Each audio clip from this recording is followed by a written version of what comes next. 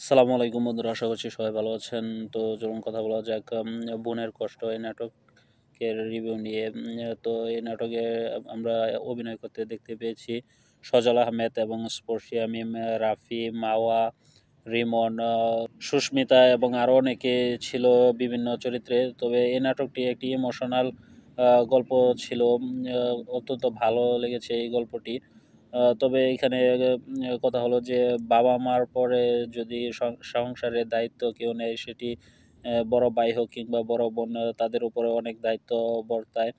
তবে সেই দায়িত্ব থেকে এই নাটকের গল্পটি সাজানো হয়েছে, যেখানে আমরা দেখতে পাই যে স্পর্শিয়া মিম তারা দুই ভাই এবং দুই বোনের মধ্যে স্পর্শিয়া মিমের ছোট দুই ভাই থাকে, যেখানে থাকে রাফি এবং রিমন। তবে তাদেরকে একজন ভিলেন হিসেবে এই নাটকে চরিত্রে রাখা হয়েছে। তবে এক পর্যায়ে আমরা দেখতে পাই যে রিমন এবং রাফি তারা দুজনেই তাদের নিজ দায়িত্বে তাদের বড় বোনকে না জানিয়ে তারা বিয়ে করে। এবং এখানে রিমন সে তাকে পরিচয় দেয় যে তার বাবা, মা এবং মা তারা লন্ডনে থাকে। তো সেই হিসেবে সজলের বোনকে সে মানে সুস্মিতাকে সে বিয়ে করে। তবে এখানে আরও কিছু আমরা অনেক সুন্দর গল্প দেখতে পাই, যেরকম স্পর্শিয়া মিমের ছোট বোনকে আরেকটি ছেলে অফার দেয়, যদিও তার নামটি আমার খেয়াল নেই, এখন মনে আসছে না।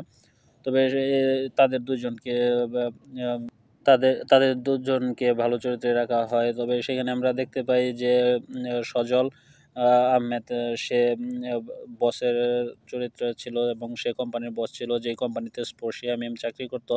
এবং এক পর্যায়ে যখন দেখা যায় যে সজল তার বোনের জামাইকে সেই কোম্পানির এমডি হিসেবে বসায়, তখন স্পর্শিয়া মিম সে চাকরিটি ছেড়ে দেয় এবং সে বাসায় কাজ করে। যেখানে তার ছোট ভাইয়ের বাসায় গেলে সজল আহমেদ জিজ্ঞেস করে যে সে কে, তখন তার ভাই পরিচয় দেয় যে সে বাসার কাজের লোক।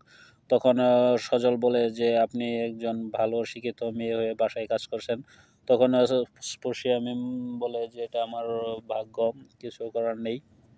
তারপরে এইভাবে এই গল্পটি চলে এবং শেষে আমরা দেখতে পাই যে স্পর্শিয়া মিমের ছোট বোনকে মানে মাওয়াকে যে ছেলে ভালোবাসতো তার সাথে বিবাহ দেওয়া হয়। এবং শেষে দেখানো হয় যে স্পর্শিয়া মিম সে তার মনে দুঃখ প্রকাশ করে সে বাড়িতে একটি চিঠি লিখে বাড়ি ছেড়ে চলে যায়। তার পরবর্তীতে আমরা দেখতে পাই যে সজল আহমেদ, সজল সে তার অফিসে সবাইকে ডাকে এবং বলে যে আমি বিয়ে করেছি, আমার অফিসে নতুন অতিথি আসতে চলেছে। কিন্তু তারপর স্পর্শিয়া মিমের ভাই সে বলে যে আপনি আমার বাড়ির কাজের লোককে কেন বিয়ে করেছেন। তখন সজল সে তার গালে একটি চর মারে এবং বলে যে আমার ভাবতে অবাক লাগছে যে তোমার মতো একটি কুলাঙ্গারের সাথে আমি আমার বোনের বিয়ে দিয়েছি। তারপর এভাবে এখানে গল্প শেষ করা হয়। তারপর সজল সে মিমের হাত ধরে অফিস থেকে বেরিয়ে যায়। তো এখানে কথা হচ্ছে যে আমরা যারা ছোট ভাই বোন আছি, আমরা খুব সহজে ভুলে যাই যে আমাদের সংসারের মধ্যে বড় ভাই এবং বোনের কি অবদান ছিল। তো যাই হোক, এই গল্পটি অত্যন্ত ভালো লেগেছে। আশা করি আপনাদের কাছে গল্পটি অত্যন্ত ভালো লেগেছে। তো স- সবাই এই চ্যানেলটি সাবস্ক্রাইব করে রাখবেন, যাতে প্রত্যেকটি ভিডিও আমি আপলোড দেওয়ার সাথে সাথে আপনাদের কাছে পৌঁছে যায়। তো সেই পর্যন্ত সবাই ভালো থাকবেন, কথা হবে পরবর্তী কোনো এক ভিডিওতে।